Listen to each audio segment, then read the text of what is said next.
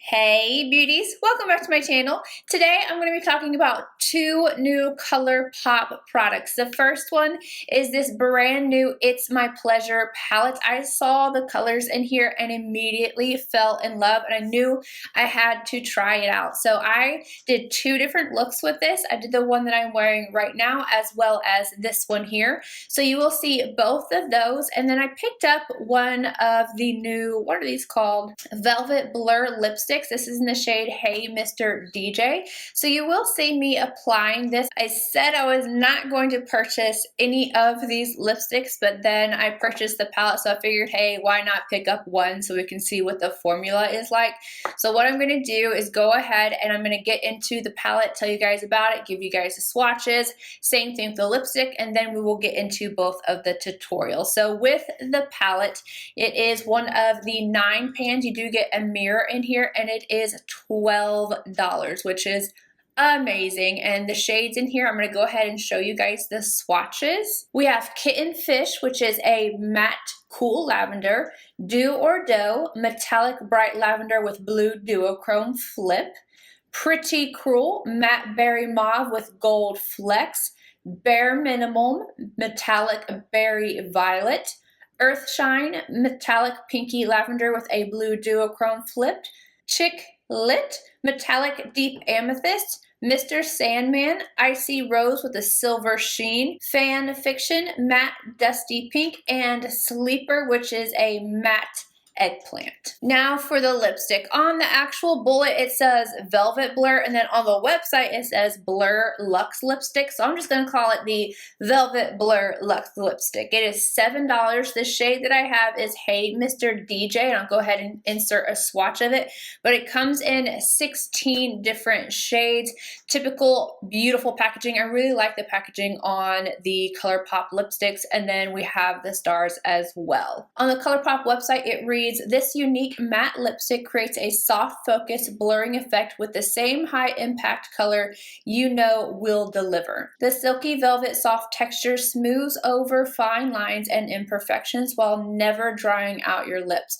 A formula that works with your look. Build up the color to add drama or blur out the edges with a soft romantic look. Loaded with our exclusive luxe blend of extracts, pomegranate, goji fruit, and grapeseed extracts protect and nourish the lips. All right, now I'm going to go ahead and get into both of these eye looks, starting off with this one, and then I'll give you guys my thoughts on both of the products, and you will actually also see me applying the lipstick and what it looks like on my lips.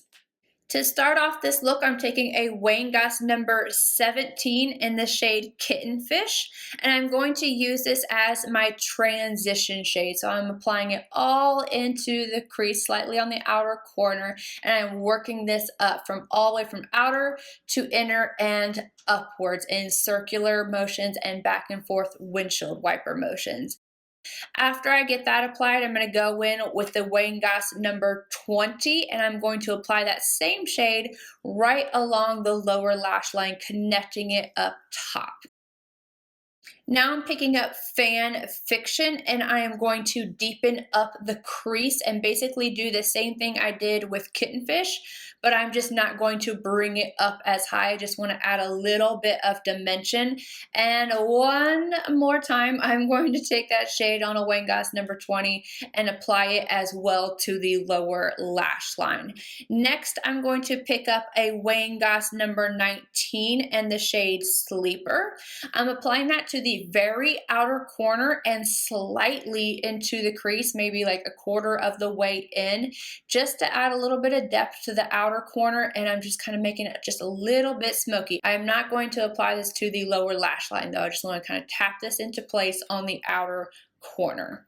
Next, I'm taking the shade Bare Minimum, and I am placing that all over the lid. I'm kind of stamping it into place as well as moving the product around in windshield wiper motions as well. Just basically all over the lid, all the way up to the crease, not passing it, but tapping over the outer corner and leaving a little spot on the inner corner. For the brow arch, I'm taking the shade Earth Shine on a MAC 242, and I'm just going to highlight that area. And then I'm going to take that same shade again on the same brush, and I'm going to apply it to the inner corner. And that finishes off this look, and then I just added on a little bit of mascara and milk liner to the top inner rim in the shade Boss.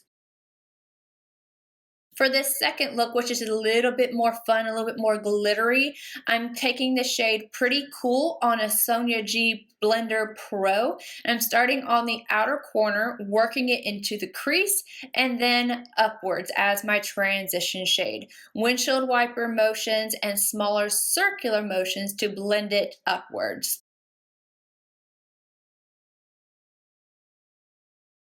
Same color on a Royal & Langnickel BOM 48 and applying that to the lower lash line. Royal & Langnickel BOM 46 and the shade Sleeper, I'm applying that directly to the crease and then using circular motions softly to blend it out. I'm doing this just to add a little bit of depth into the crease.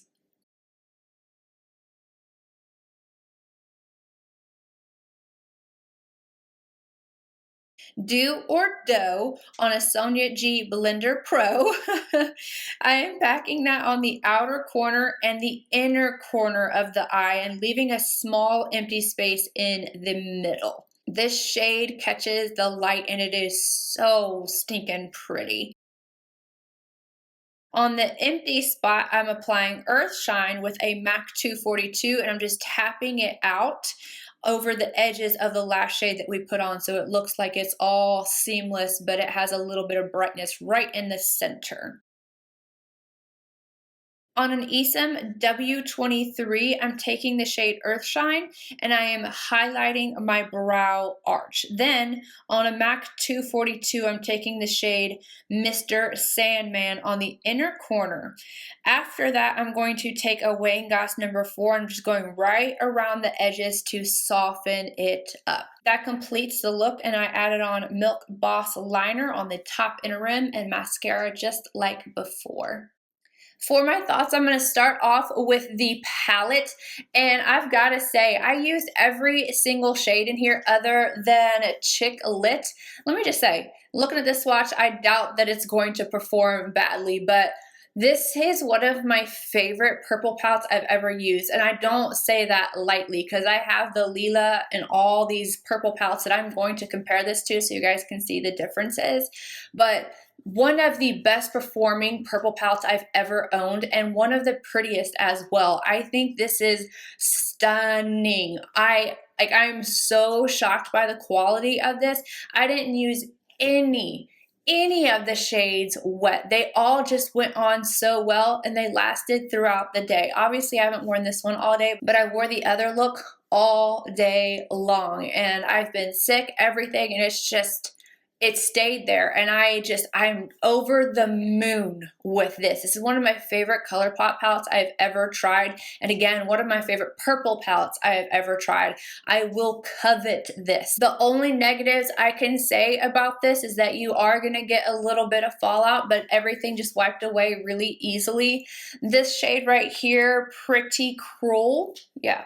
Pretty Cruel. It has those little flecks in there. It's mainly a matte shade and it has those little flecks. If you want those flecks to show up of gold, you're going to have to use some kind of adhesive for it to really stick, but I don't care. This color is so pretty and I think it was necessary to have in the palette.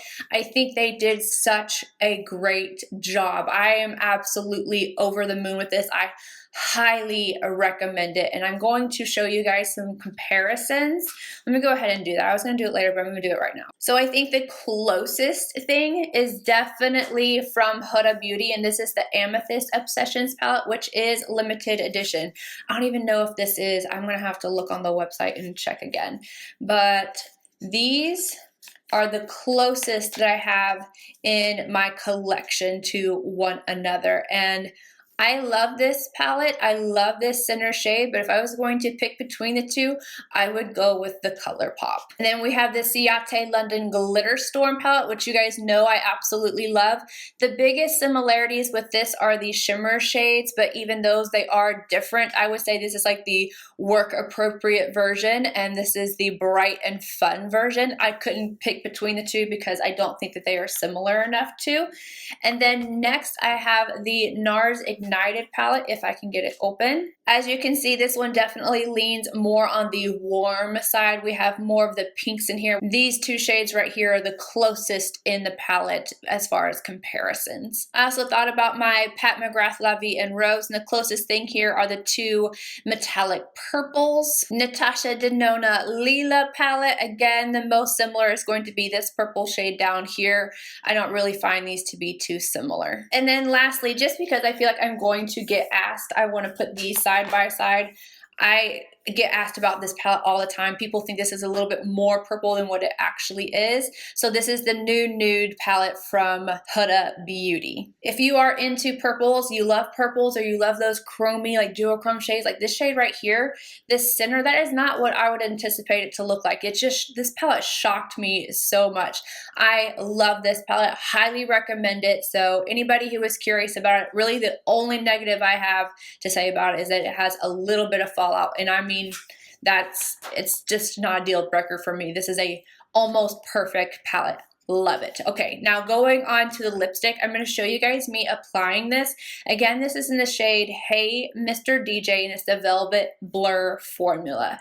Now, the reason why I didn't want to get this right away, and the reason why I wasn't drawn to it, was because I was immediately thinking about the, I don't remember the name. It's from MAC. I have a collection of them. I think they're called the Power Play lipsticks, something along that line. When I was reading about these, that is what I thought about, and that's basically what this is. That's how these basically feel, but I feel like these are just like a little bit more, like just have a slight more slip to it. I don't like the formula of it. It's not something that I am going to pick up. The color is just okay. Like, it's very springtime, but like, I don't know. I'm just not in love with this, not in love with the formula. I wouldn't suggest it unless you really loved the Power Play, whatever they are from MAC. I cannot think about it. But if you loved those, well, maybe you would like this. But for me, this is a straight up pass. All right, you guys, that is it. I hope you guys enjoyed this video. If you did, please give it a thumbs up, subscribe if you're not already, and I'll see you guys in my next video. Bye, guys.